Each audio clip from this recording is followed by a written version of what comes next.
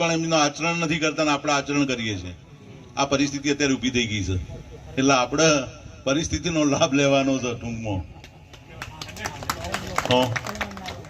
આપણે કેવા માર ખાઈએ છીએ એનું કારણ તમને બતાવું તો અત્યાર સુધીની લોકસભાની ચૂંટણીઓ જોજો તો વિધાનસભા કરતાં મતદાન ઓછું થાય છે. આપણે જીતવાના જ છીએ, એમ એ જીતવાના છીએ આશાવાદ છે ને આપણે છોડવાનો. આપણે જીતવાના છીએ પણ હાઈએસ્ટ મેજોરિટીથી જીતવાના છીએ, સુપડો સાફ કરવાના એમ એ રીતે. કારણ કે હું તો ગવર્મેન્ટ નોકરી કરી ચૂકેલો છું એટલે મેં બધા અભ્યાસ કર્યા છે.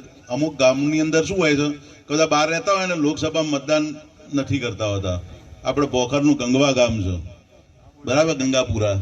હવે એ ગંગાપુરામાં લોકસભાની અંદર વોટિંગ ઓછું થાય એટલે 5 કે 10% વોટિંગ થાય ને એટલે ચૂંટણી પણ તપાસમાં મોકલે કે કેમ ભાઈ ત્યાં કોઈ ધમકી આપે શકશું નહીં. તો અમે ગંગાપુરામાં ગયા તો હકીકતમાં ત્યાં સિનિયર સિટીઝન સિવાય કોઈ રહેતું જ નથી. ગામ તમે જુઓ અપ્રુવ ડેટ, સરસ બધી સુવિધા છે એની અંદર. વિધાનસભામાં 97% વોટિંગ, બરાબર. એટલે પેલી લક્ઝરીઓ મુકાય ને લોકસભાની સીટ પહેલા આપણે નથી એટલે એના કારણે બધા પ્રશ્નો રહેતા હતા. એટલે એ પરિસ્થિતિમાં આપણે ના મુકાઈએ ને 100% વોટિંગ કરવાનો પ્રયત્ન કરાવીએ એટલે આપણે જો પૂરો પ્રયત્ન કરીશું ને તો 60-70% વોટિંગ જો આપણું થાય તો આપણો જે ટાર્ગેટ છે ને આરામથી સર થઈ જાય અને ફરીવાર કોઈ એ વિસ્તારમાં માથું ઊંચું કરવાનો પ્રયત્ન ના કરે. મૂળભૂત હેતુ આ રહ્યો છે ગાંવ ચલે અભિયાનનું. દેવનું મંદિર છે, ગણપતિ દાદાનું છે, હાટકેશ્વર ભગવાનનું છે અને આપણે સંકલ્પ કરીએ કે અમે 2.5 મહિના સુધી લોકસભાની ચૂંટણી પતતા સુધી ઘર ઘેર જઈશું, બધાને સમજાવીશું અને પૂરું 90% મતદાન ભાજપ તરફી કરીશું. હસ્તુ મને જે હોભળ્યો એ બદલ આપ સૌનો આભાર. જય જય ગરવી ગુજરાત. અરાણા ગામથી પધારેલા સાવલિયા સીટના તમે બધા સક્રિય આગેવાનો મારા આમંત્રણને મોન આલી તમે પધાર્યા છો એ બદલ તમને લાખો વાર અભિનંદન. વાત કહેવાની બીજી એ છે, અમારા વક્તાએ બધી તમારો જે વાત કરી એ મગજમાં લેજો. મોદી સાહેબ આપણા ઘરના જ છે અને જો આપણે બોલીએ ને તો ખરેખર આપણે નગું ના કહેવાઈએ. તો જ્યારે ટેમ આવે એ દાડે પેટીઓ ભરી કાઢજો અને કમળમાં જય જય કરજો અને પેલો સુપડો સાફ કરજો. આવી મારી વિનંતી છે. તો આ સાથે હું મારી વાતને પૂરી કરું છું. ભારત માતા કી જય. જોરથી બોલજો, ભારત માતા કી, ભારત માતા કી. અને સર્વે મંચસ્થ મહાનુભાવો અને વક્તા અને બાજુ બેઠેલા સર્વે ભાઈઓ અને બહેનો, આજે આજે ચર્ચા કરીએ છીએ તો આપણે આપણા દેશની અને આપણા સનાતન ધર્મ વિશે આપણને ખબર હોવી જોઈએ. આપણા સનાતન હિન્દુ ધર્મમાં 4 યુગ છે. પહેલું ત્રેતાયુગ. ત્રેતાયુગમાં રામચંદ્ર ભગવાનનો જન્મ થયો હતો. પછી દ્વાપર યુગ. દ્વાપર યુગમાં કૃષ્ણ ભગવાનનો જન્મ થયો હતો. અને સતયુગ. સતયુગની અંદર પાંડવો અને હરિચંદ્ર અને આજે કળિયુગમાં આપણે જીવી રહ્યા છીએ. પછી બીજી વાત કરીએ કે એક સમય એવો હતો આ દેશનો, આપણા ત્યાં તક્ષશિલા અને નાલંદા મોટી મોટી વિદ્યાલયો હતી. પરદેશના લોકો આ દેશની અંદર ભણવા માટે આવતા હતા. અને એ વખતે ચીનનો યુએનસેંગ જ્યારે બહુ તકલીફ લઈને ભારતમાં આવ્યો એ વખતે નાચો કૂદ્યો હતો. 12 વર્ષ સુધી આ દેશમાં એને અભ્યાસ કર્યો હતો. એવી આપણી જાહો જલાલી હતી. તો પછી આ વડનગરની અંદર પણ ચીની યાત્રાળુ યુએનસિંગ આવેલો. હવે આપણે વિચારીએ કે આટલી જાહો જલાલીમાં તકલીફ શું પડી આપણને. આપણા દેશ ઉપર અફઘાનિસ્તાન, કૌરવની માતા ગોંધારી અફઘાનિસ્તાન હતી, ગોંધારથી હતી. એક નાનો અફઘાનિસ્તાન, ત્યાંથી મોહમ્મદ ગોરી આવે, મહારાણા પૃથ્વીરાજ ચૌહાણને લઈ જાય, ઓખો ફોડી નાખે. મોહમ્મદ ગજની આવે, સોમનાથનું મંદિર તોડી નાખે. તો બીજો આવે તો રુદ્રાક્ષ, આપણો સિદ્ધપુરનો રુદ્રમાળ તોડી. કે એવું શું તકલીફ હતી કે આ દેશના રાજાઓને કંઈક સામાન્ય અફઘાનિસ્તાનના માણસો આવીને વારંવાર તકલીફ પડે. એ પછી 1526 ની અંદર એ જ આપણે અફઘાનિસ્તાનના બાબર આપણા દેશ ઉપર હુમલો કર્યો અને પાણીપતના યુદ્ધમાં રાણા સંગ્રામસિંહને હરાઈને દિલ્હીના બાદશાહ બન્યા. 1528 ની અંદર એમનો સરસેનાપતિ કાસમ મીરે અયોધ્યાનું મંદિર ધ્વંસ કરી દીધું અને બાબરી મસ્જિદ બનાવી. હવે આપણા હિન્દુઓએ આ રામ મંદિર મુક્ત કરવા માટે શહીદો થતા જ ગયા. બાબર વખતે, પછી એમના દીકરા હુમાયુ વખતે, હુમાયુના દીકરા અકબર વખતે, અકબરના દીકરા જહોગીર વખતે, જહોગીરના દીકરા શાહજહાં વખતે, શાહજહાંના દીકરા ઔરંગઝેબ વખતે 4 સુધી 5 લાખ હિન્દુઓ શહીદ થયા અયોધ્યાનું રામ મંદિર મુક્ત કરવા માટે. પછી 1600માં ઈસ્ટ ઇન્ડિયા કંપની ઇંગ્લેન્ડની સુરતની અંદર એનો ધંધો શરૂ કર્યો, થાણું લખ્યું. અને એ સમયે ઔરંગઝેબના જે એના પૂર્વજો આવ્યા એ ઘણા નબળા આવ્યા અને પછી આ દેશ ઉપર અંગ્રેજોએ શાસન કર્યું. અંગ્રેજોને કાઢતા કાઢતા આજે આપણે 15 ઓગસ્ટ 48માં સ્વતંત્ર બન્યા. એ વખતે પણ જવાહરલાલ નહેરુ વડાપ્રધાન બન્યા. એ વખતે આ દેશનો વડાપ્રધાન નક્કી કરવા માટે 14 સભ્યોની મહાસમિતિ હતી. એમાં 13 સભ્યોએ આ દેશના વડાપ્રધાન બનાવવા સરદાર પટેલને તરફેણ કરી હતી. અને જે માઉન્ટ બેટન કે જે વાઇસરોય હતા, ગવર્નર જનરલ હતા, એમનો એક જ મત જવાહરલાલ નહેરુને મળ્યો હતો. આજે આ પછી આપણે 15 ઓગસ્ટ 48માં જવાહરલાલ નહેરુ દેશના વડાપ્રધાન બન્યા. એમને જમ્મુ કાશ્મીરમાં 370મી કલમ લખી. 370મી કલમ એવી હતી કે જમ્મુ કાશ્મીરનો જે પ્રજાને વડાપ્રધાન ગણાય, તેનો રાષ્ટ્રધ્વજ અલગ, એનું બંધારણ અલગ. પછી ભારત દેશનો કોઈ માણસ જમ્મુ કાશ્મીરમાં જાય તો મિલકત ધરાવી ના શકે, તેનો નાગરિક ના બની શકે. પણ જમ્મુ કાશ્મીરનો માણસ જો ઇન્ડિયામાં આવે તો એ મિલકત ધરાવી શકે, નાગરિક પણ બની શકે. આવો ખરાબ કાયદો હતો 370મી કલમ. અને એ વખતે ડોક્ટર શ્યામાપ્રસાદ મુખર્જી કે જે જવાહરલાલ નહેરુની એડહોક મંત્રીમંડળની અંદર એ પણ પ્રધાન હતા, એમને વિરોધ કર્યો કે ભાઈ આ 370મી કલમ ખોટી છે, રાજીનામું આપી દીધું. એ વખતે આપણા જે રાષ્ટ્રીય સ્વયંસેવક સંઘના પ્રચારકો હતા, એ પ્રચારકોએ નક્કી કર્યું કે આપણી પણ કંઈ રાજકીય પાર્ટી હોવી જોઈએ કે જે પાર્લામેન્ટની અંદર રજૂઆત કરી શકે. અને એ વખતે ભારતીય જનસંઘની સ્થાપના થઈ. અને એ વખત નક્કી કર્યું કે ભાઈ આપણા રાષ્ટ્રીય અધ્યક્ષ કોનું બનાવવા, તો આપણે ડૉક્ટર શ્યામાપ્રસાદને રાષ્ટ્રીય અધ્યક્ષ બનાવ્યા. અને એ વખતે એમને 370મી કલમનો વિરોધ કરવા જમ્મુ કાશ્મીરમાં કૂચ કરી. અને એ વખત જવાહરલાલ નહેરુની કેન્દ્રની સરકારે એમની ધરપકડ કરી, કાળી ઓટડીની અંદર એમને ઘુસાડી દીધા અને એમનું શંકાસ્પદ મૃત્યુ છે, એમની હત્યા પણ થઈ હોઈ શકે. એના પછી બીજા ભારતીય જનસંઘના રાષ્ટ્રીય અધ્યક્ષ આવ્યા પંડિત દીનદયાળ ઉપાધ્યાય. પંડિત દીનદયાળ ઉપાધ્યાયે એકાત્મતા માનવતાવાદની વાત કરી હતી કે દેશના શેવાળાના ઘેર ચૂલો હળગવો જોવો, એટલે ખાવાનું બનવું જોવો અને એના દીપ જળવો જોવો. એ જે પંડિત દીનદયાળ ઉપાધ્યાયની એકાત્મતા માનવતાવાદની જે વાત હતી, એને આપણા વડાપ્રધાન માનનીય નરેન્દ્રભાઈ મોદી એ રીતે એને અપનાવવાનો પ્રયત્ન કર્યો. 2001માં નરેન્દ્રભાઈ આપણા ગુજરાતના મુખ્યમંત્રી બન્યા તો જ્યોતિગામ યોજના લાયા, 24 કલાક વીજળી આપવાની વાત. એ વખતે વિરોધ પક્ષના નેતા અમરસિંહ ચૌધરી હતા. એ વખતે પ્રદેશની કારોબારી હતી, હું જિલ્લા પંચાયતનો પ્રમુખ હતો એટલે અપેક્ષિત હતો. એ વખત ખુદ નરેન્દ્રભાઈએ વાત કરેલી કે મને એવું કહેવામાં આવ્યું, અમરસિંહભાઈ કહે કે તમે આ વાત પડતી મૂકો, કદી 24 કલાક વીજળી ગોળો ના આપી શકાય.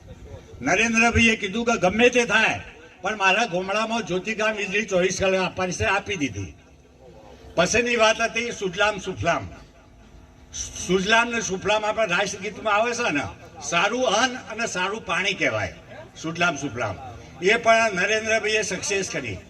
જે આપણા મુખ્ય ઇજનેરો હતા, સચિવો હતા, એવું કહેતા હતા કે આ તો શક્ય જ નહીં કે જે નેવળનું પાણી મોભારે ચડાવવાની વાત, છતાં પણ એ પણ સક્સેસ કરી દીધું. પછી બીજીની વાત આપણે કરીએ કે આપણે જે નર્મદા એટલે એ ગુજરાતની જીવાદોરી કહેવાય. આપણે 110 ફૂટ સુધી ખોદકામ કરી શક્યા હતા, 121 મીટરે આપણે પહોંચવાનું હતું. કેન્દ્રની મોહનની સરકાર પર્યાવરણના મુદ્દાની નીચે આપણને મંજૂરી આપતી નથી. તો નરેન્દ્રભાઈએ એવું કીધું કે હું 72 કલાકના ઉપવાસ કરીશ. 24 કલાકના ઉપવાસ કર્યા અને મનમોહનજીની સરકારે 121 મીટર બંધની ઊંચાઈ વધારવાની મંજૂરી આપી. એના પછી સવાલ એવો આવ્યો કે 138 મીટરે જો આપણે દરવાજા મૂકીએ તો જે પાણી ભરાય છે એના કરતાં 4 ગણું પાણી ભરાય, 4 ગણી આપણને વીજળી મળે. પણ એમ કેમ પ્રકારે આપણને એ મંજૂરી મળતી નથી. આપણે દરવાજા બનાવીને તૈયાર રાખ્યા હતા. બીજી વાત કરીએ કે 108, આ 108 સાહેબ એનો આઈડિયા કહેવાય કે તમે વિચારો કે રસ્તામાં કોઈ એક્સિડન્ટ થયો હોય તો બીજા લોકો પસાર થતા હોય, પણ એ કાયદામાં એવી તકલીફ હતી કે એનો આરોપી બની જાય. એટલે આવા માણસો કોઈ પકડીને દવાખાને લઈ નતા જતા અને સમયસર દવાખાનું નહીં પહોંચવાના કારણે કેટલાય દર્દીઓ મરી જતા હતા. કેટલીક ગરીબ બહેનોના તો ડિલિવરી આવી હોય. હવે કોઈક ભાડાની ગાડી કરવાની હોય તો ભાડાની ગાડીવાળાને શું થાય કે આ તો પૈસા આપવાનો છે એટલે બોનું કાઢે કે ભાઈ એમાં ડીઝલ નહીં કે ડ્રાઈવર નહીં. તો આજે 108 જે નરેન્દ્રભાઈએ મૂકી ઝડપી આજે તમે જેવો ફોન કરો 108 તો આવી જાય. એક્સિડન્ટ વાળો પહોંચી જાય, બચી જાય. ડિલિવરી વાળી ભાઈ બચી જાય. હવે એવું આપણે હિન્દુઓ તો કહીએ છીએ ને કે ભાઈ મોણ મરી જાય એટલે યમના દૂતો લઈ જાય, એવી આપણે વાત કરીએ છીએ. હવે એવું થયું યમરાજાએ કીધું એમના દૂતોને, એટલે હમણાંથી તમે કોઈ પેલા પૃથ્વીમાંથી કોઈ મૃતાત્મા તો લાવતા નહીં. કોઈ અમે શું કરીએ, અમારે પેલો મોદીને 108 પહોંચી જાય છે. હવે વાત કરીએ કે નરેન્દ્રભાઈ 14ની અંદર દેશના વડાપ્રધાન માર્યા 2014માં. પહેલામાં પહેલું શપથ લીધાના 17મા દિવસે આપણા નબદાના 138 મીટરના દરવાજાની મંજૂરી આપી. પહેલામાં પહેલું કોમ એમને એરિયો કરી દીધું. બીજી વાત કરીએ તો ખેડૂતો, આપણને 3 તબક્કામાં ખેડૂતને 2,000 રૂપિયા મળે. પછી બીજી વાત, આજે પાકિસ્તાનના આતંકવાદીઓએ પુલાવામાં આપણી આર્મી કેમ્પ ઉપર હુમલો કર્યો. 135 આપણા આર્મીના જવાનો શહીદ થયા. તો નરેન્દ્રભાઈએ તરત એક્શન લીધું અને સર્જિકલ સ્ટ્રાઇક કરી અને પાકિસ્તાનની ભૂમિ ઉપર જઈને ત્રાસવાદીઓનો નાશ કર્યો. એના પછી બીજી વાત આવી સર્જિકલ સ્ટ્રાઇકની. સર્જિકલ સ્ટ્રાઇક એટલી બધી જોખમી છે, જો નિષ્ફળ જાય તો લોકો વડાપ્રધાનની રાહ ન માગે. આપણે 1962નું યુદ્ધ કર્યું ચીન અંગાથી જવાહરલાલ નહેરુએ. 65નું પાકિસ્તાન સાથે યુદ્ધ કર્યું લાલ બહાદુર શાસ્ત્રીએ. 1971નું પાકિસ્તાન સાથે યુદ્ધ કર્યું ઇન્દિરા ગોધીએ. અને બીજું કારગિલનું યુદ્ધ કર્યું અટલ બિહારી વાજપેયીએ. કોઈએ સર્જિકલ સ્ટ્રાઇક કરી જ નથી. હમણાં તમે વાંચ્યું છે ઈરાને પાકિસ્તાન ઉપર સર્જિકલ સ્ટ્રાઇક કરી. આજે આપણે નરેન્દ્રભાઈએ સર્જિકલ સ્ટ્રાઇક કરી અને પાકિસ્તાનની ધરતી ઉપર જઈને કેટલાય આતંકવાદી ત્રાસવાદીઓના કેમ્પોનો નાશ કર્યો. આપણો એક પાયલોટ ત્યાં પડ્યો, એને પણ આપણને સોંપી દીધો એમ કેમ. એટલે આ નરેન્દ્ર મોદીની એક તાકાત છે. આજે આપણે જોઈએ તો ચંદ્રયાન 3 આપણે ઉતાર્યું. ચંદ્રની દક્ષિણ બાજુએ જે આપણે ઉતાર્યું ને દુનિયામાં કોઈ પણ દેશે ઉતાર્યું નહીં. બીજી વાત, પહેલા જ્યારે કોંગ્રેસનું શાસન હતું ને તો આપણે બંદૂક પણ વિદેશથી લાવવી પડતી હતી. ત્યારે આજે આપણે શસ્ત્રોનું એ ઉત્પાદન કર્યું. નરેન્દ્રભાઈ મોદીએ 2022-23ની અંદર 16,000 કરોડનો 52 દેશોમાં શસ્ત્રોનો નિકાસ કર્યો. તો વિચારો, શસ્ત્રો આપણે બનાવતા થયા. એટલે આનાથી બીજું શું જુઓ. બીજી વાત, 543 સંસદ સભ્યો, ગુજરાતના 20 સભ્યો. તો વિચારો કોઈ ગુજરાતી વડાપ્રધાન જ ના બની શકે. એટલે આજે હવે એપ્રિલની અંદર 2024ની અંદર લોકસભાની ચૂંટણી આવશે. એટલે આપણે આખા દેશની અંદર ચૂંટણી પહેલો ઉમેદવાર નક્કી કર્યા પહેલો આપણે જે કાર્યાલયો ઓપનિંગ કરી દીધો. આપણા ત્યાં પણ સભી કાર્યાલય આપણે ઊભો કરી દીધો. હવે ભારતીય જનતા પાર્ટીએ એક અભિયાન રાખ્યું. કાર્યાલય તો છોડી દીધા, ગૌ ચલો. અને દરેક એક કાર્યાલય, અને શક્ય હોય તો જે કદાચ કોંગ્રેસની વિચારધારામાં હોય તો એમને પણ આપણામાં લાવવાના, બીજાનો બહોળો પ્રચાર કરવાનો. હવે આપણે વડનગર તાલુકો 2 લોકસભા સીટોમાં વહેંચાયેલો છે.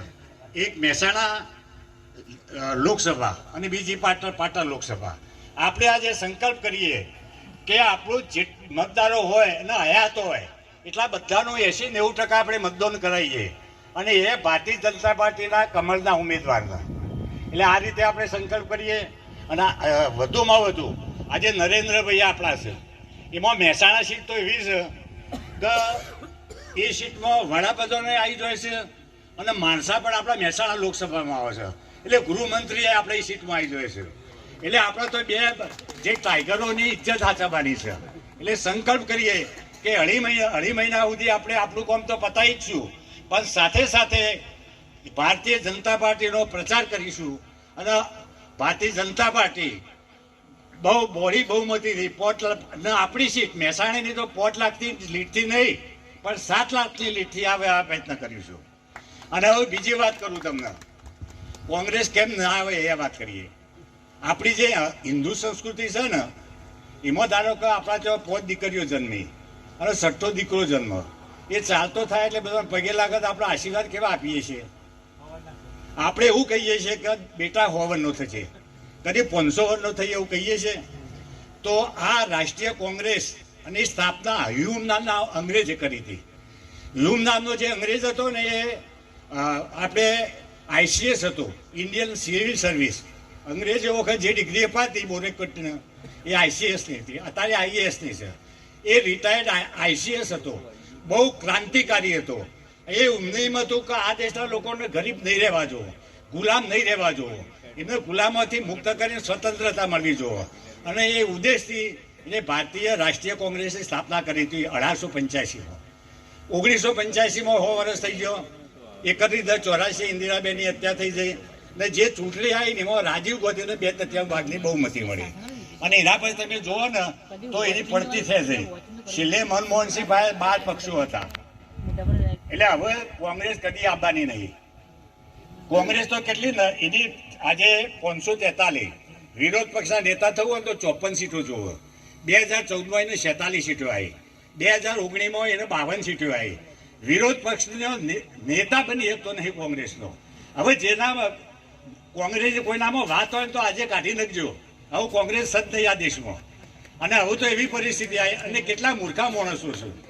અયોધ્યામાં રામ મંદિરની પ્રાણ પ્રતિષ્ઠા થવાની હતી, તો સોનિયાજીએ અને ખડકે એમના રાષ્ટ્રીય કોંગ્રેસના પ્રમુખ એમ કહે કે ભાઈ અમે બહુ ખુશ છીએ, અમે આ કાર્યક્રમમાં હાજર રહેવાના છીએ, આખા દેશમાં અમારા કોંગ્રેસના કાર્યકર્તા ઉત્સાહથી ભાગ લે છે.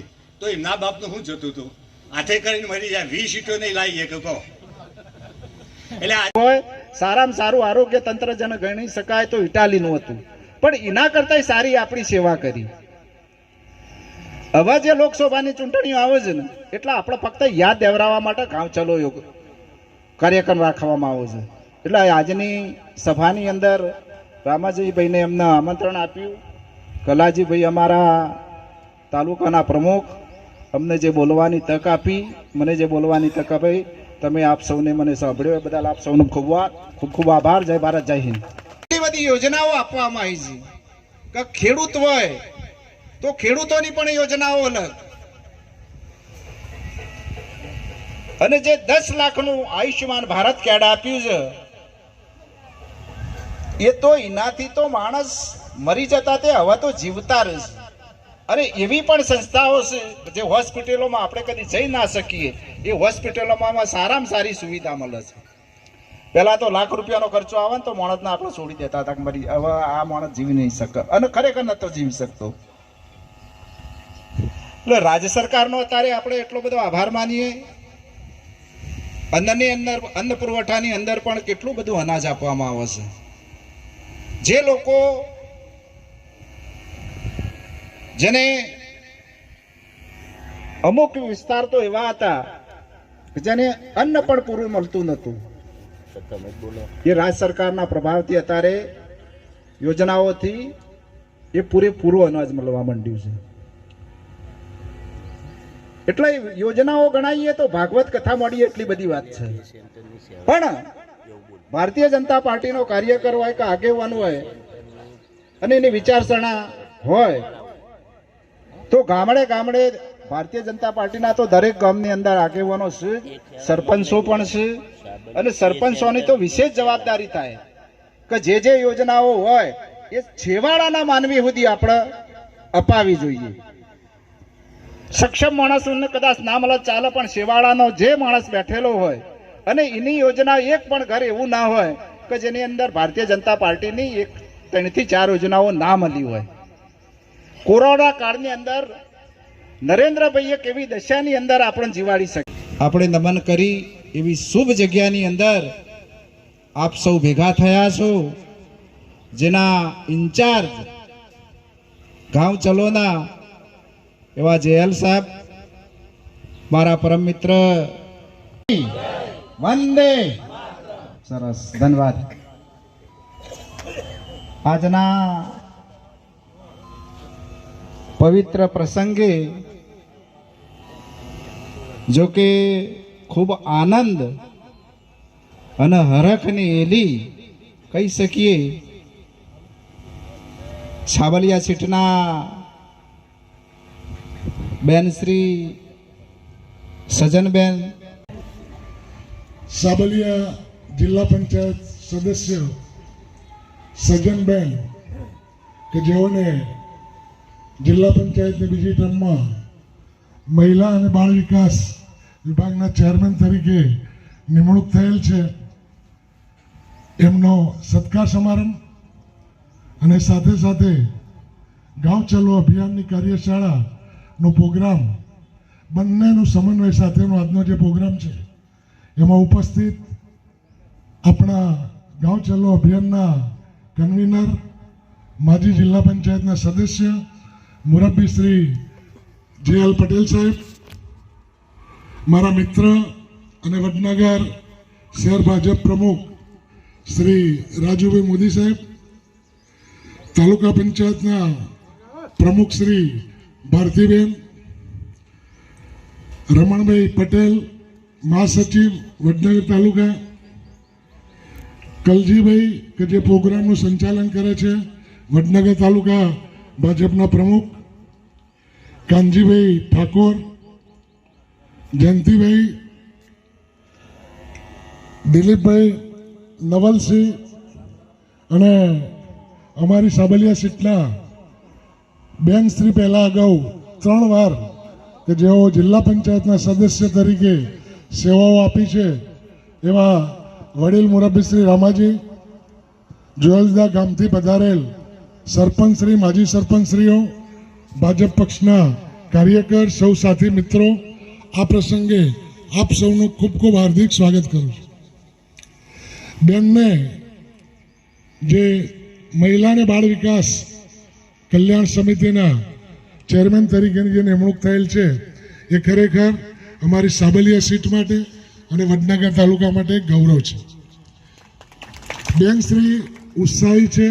રાજુભાઈ એમની સૌમ્ય શૈલીની વાત કરી એટલે આપણે સૌ અપેક્ષા રાખીએ કે બેન આપણા તાલુકાની નહીં પણ સમગ્ર જિલ્લાની, સમગ્ર ઓગણવાડી જે છે એની અંદર બાળકોને સારો પૌષ્ટિક આહાર મળે, એમનું આરોગ્યની ચકાસણી થાય અને ખૂબ સારી સેવાઓ બેનશ્રી આપશે. એ સારી સેવાઓ માટે આપણે મહાદેવજીને, હાટકેશ્વર મહાદેવશ્રીને અને ગણપતિ દાદાને પ્રાર્થના કરીએ કે એમને સફળતા આપવા માટે ખૂબ ખૂબ શક્તિ પ્રદાન કરે.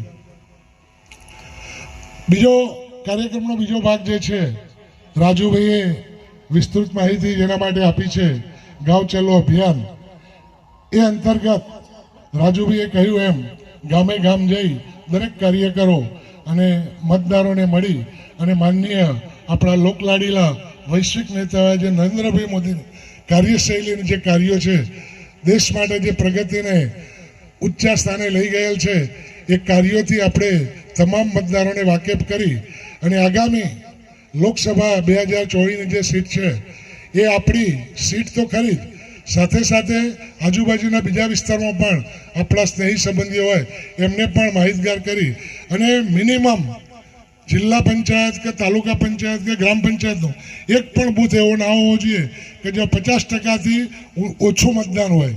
મિનિમમ 50% મતદારો બીજા પક્ષનું વર્ચસ્વ હોય, તેમ છતાં પણ એ બૂથ ઉપર પણ આપણે બહુમતી મેળવી અને વધુમાં વધુ 5 લાખની લીડથી દરેક આપણી લોકસભાની સીટો જીતાડવા માટે આપણે સૌ કટિબદ્ધ થઈએ. એ જ વસ્તુ. જય હિન્દ, જય ભારત. શ્રી વડનગર તાલુકા એટલે આપણે સૌ એ રીતે પ્રયત્નશીલ રહીએ. એ ટૂંક જ સમયમાં લોકસભાની ચૂંટણી આવી રહી છે અને લોકસભાની ચૂંટણીના પડઘમ વાગી ગયા છે અને ટૂંક જ સમયમાં એની તારીખો પણ જાહેર થઈ જશે. એ દરમિયાનમાં કાર્યકર્તા સુસુપ્ત ન રહેતો અમારા મહેસાણા જિલ્લા બક્ષીપંચ મોરચાના મંત્રી અને નગરપાલિકાના પૂર્વ ઉપપ્રમુખ મારા સાથી શ્રી કાનજીભાઈ, તાલુકાના મહામંત્રી શ્રી રમણભાઈ, તાલુકા પંચાયતના પ્રમુખ શ્રી હવે આપણી સમક્ષ ઉપસ્થિત થઈ રહ્યા છે, ભારતીબેન, એમના પતિ શ્રી દિલીપભાઈ, તાલુકા પંચાયતના સદસ્ય ના પતિ શ્રી નવલજીભાઈ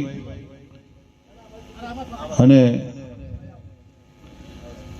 તાલુકાના પ્રમુખ શ્રી અમારા પાછળથી પેલા બેઠા ને ખ્યાલ ના છે એવા અમારા ખાસ મિત્ર અને ખરેખર પ્રમુખ તરીકેની એમની કામગીરી આવડા મોટા તાલુકાના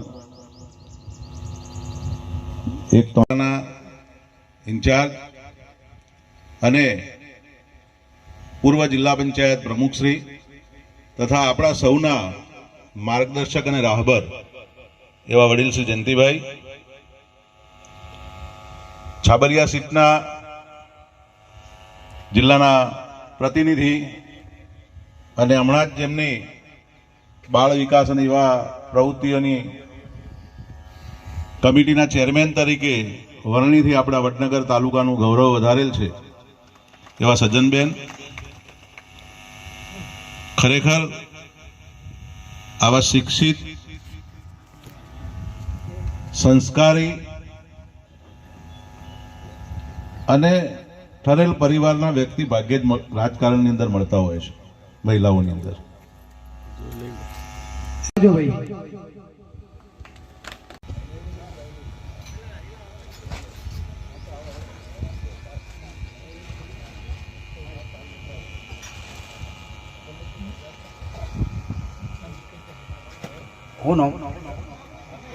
બાબુજી શરણા કોકુભિનંદન જેણાજી સાબલિયા સ્વાગત કરશે બેનનું. સોમભાઈ ત્રોસવાડ, સોમભાઈ પટેલ ત્રોસવાડ સ્વાગત કરશે બેન શ્રીનું. મુકેશભાઈ પટેલ તાલુકા સદસ્ય સ્વાગત કરશે બેન શ્રીનું. બાઉભાઈ રેલક્ષ્મીપુરા બેન શ્રીનું સ્વાગત કરશે.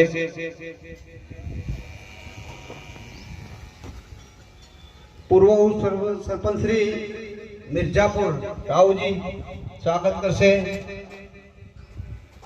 વિષ્ણુજી સાબલિયા બેન શ્રીનું સ્વાગત કરશે. તાલીઓથી વધાવીશું ભાઈ.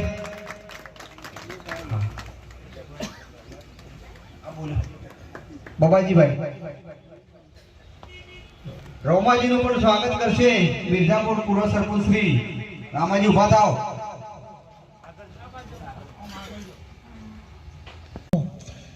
અઢાડા ગામથી પધારેલા સાબલિયા સીટના તમે બધા સક્રિય આગેવાનો મારા આમંત્રણને મૌન આલી તમે પધાર્યા છો એ બદલ તમને લાખો વાર અભિનંદન. વાત કહેવાની બીજી એ છે, અમારા વક્તાએ બધી તમારો જે વાત કરી એ મગજમાં લેજો. મોદી સાહેબ આપણા ઘરના જ છે અને જો આપણે ભૂલીએ ને તો ખરેખર આપણે નગું ના કહેવાય. તો જ્યારે ટેમ આવે એ દાડે પેટીઓ ભરી કાઢજો અને કમળનો જય જય કરજો અને પેલો સુપડો સાફ કરજો. આવી મારી વિનંતી છે. તો આ સાથે હું મારી વાતને પૂરી કરું છું. ભારત માતા કી છે. જોરથી બોલજો. ભારત માતા કી, ભારત માતા કી.